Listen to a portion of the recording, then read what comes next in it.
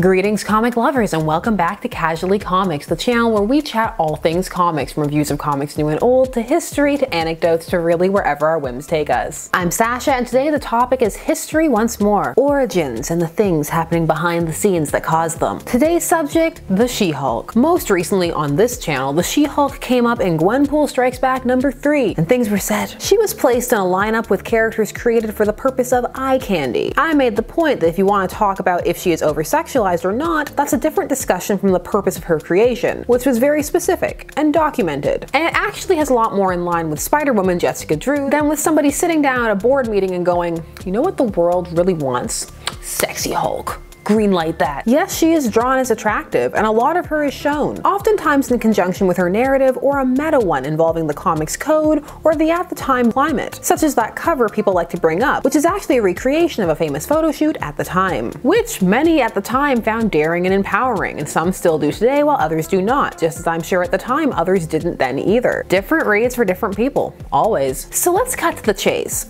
Why do we have a She-Hulk? But before we do that, please subscribe. Let's get up there with the heavy hitters. She-Hulk owes her creation to 2 TV shows. One was The Incredible Hulk, which aired from 1977 to 1982. This is the series starring Bill Bixby and Lou Ferrigno that calls Bruce David the entire time, which always leads to some confusion for first-time viewers. It's also odd because the Hulk already has a first name. Actually, Bruce is his middle name. The Hulk's first name is Robert, and that comes about as a result of confusion because Stan Lee forgot that he had named him Bruce and called him Bob in one issue, and when fans pointed it out, they had to explain why. The explanation? His name was Robert, aka Bob.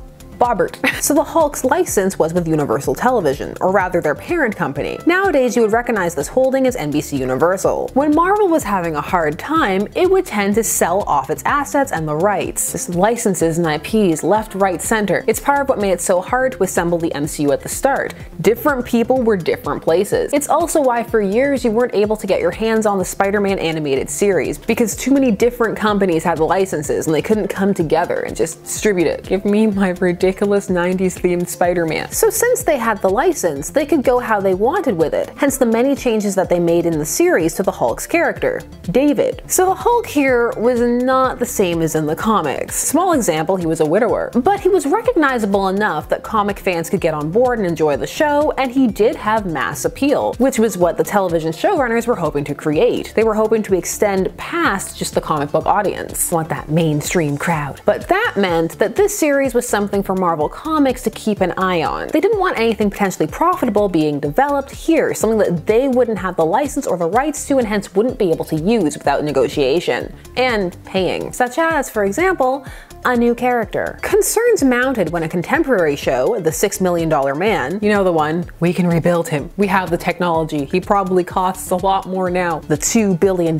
man. Well, this $6 million man launched a successful female-led spin-off, Bionic Woman. This show came to be airing on NBC. Now Marvel was concerned, as these 2 series were considered part of the same genre and tended to attract the same viewer base. Hence, there was no way the Incredible Hulk showrunners hadn't caught wind of this successful female-led spin-off, and were potentially planning their own. And what better way to introduce a female character than through the Incredible Hulk series itself? And rumors abound that that was going to happen, that there was going to be a female She-Hulk and she was going to be a love interest for David. But while we never got to see any of that, be it true or otherwise, Stan Lee put a stop to that Spider-Woman style, with a character created entirely to seize control of the trademark and copyright. Take that, Gwenpool Strikes Back number 3. Also, side note, that comic added on and get better character development later. I postulate that the She-Hulk started awesome and remained awesome, and actually had a decent amount of pathos introduced in her very first issue. That is all. The defense rests. Stan Lee quickly created Jennifer Walters, the She-Hulk, and rushed out the first issue, and then pretty much handed her off to David Anthony Kraft, who wrote the rest of the Savage She-Hulk run. The She-Hulk debuted in the Savage She-Hulk number 1 back in 1980, and that series, funnily enough, ran till 1982,